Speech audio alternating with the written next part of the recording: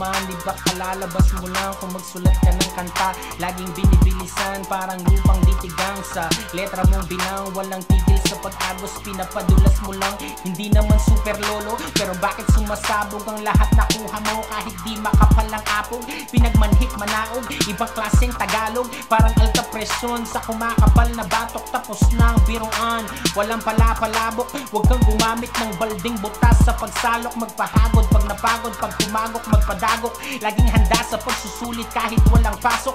Ang bata na inaral lang aba, kada igahailaman na nga o para sa tao. Waya, hindi makasabay sa aking makakaya. Bumaba ka sa aking pasada mama, para ibalik ang bayad. Sumayad ang speaker sa lakas ng tunog. Lumubog ang mga mapangahas na humahamig. Kahit na hangin lang ang kinahig, nag-uunahan sa pagdampot ng putik at ipahid. Sino ang magaling palaging sumisigaw sa loob ng kaing na may kalburo, mamanggang hilaw o kandilang tunaw o itak na bingaw? Pag pinagsama natin ang mga yano o ikaw, matagal-tagal na rin po ako nagtatampisaw sa tubig na kuminsan ay parang kanal sa hangin. Kaya may oras na parang gusto kong bumitaw. Ngunit salamat sa hindi nadadala sa akin, pero aaminin ko, nakakapanghinayang lisanin ng trabaho na kailangan mong tibayan ang mukha mo. Tinabagong kabisado na tulato sa mukha mo, itaya mo, pati pato, ano ka mo? Bawat siding na benta mo, wala pang 5 piso ang babalik sa'yo, teka wala kang benepisyo. Pero ayos lang kasi ito ang iyong pinagdasal.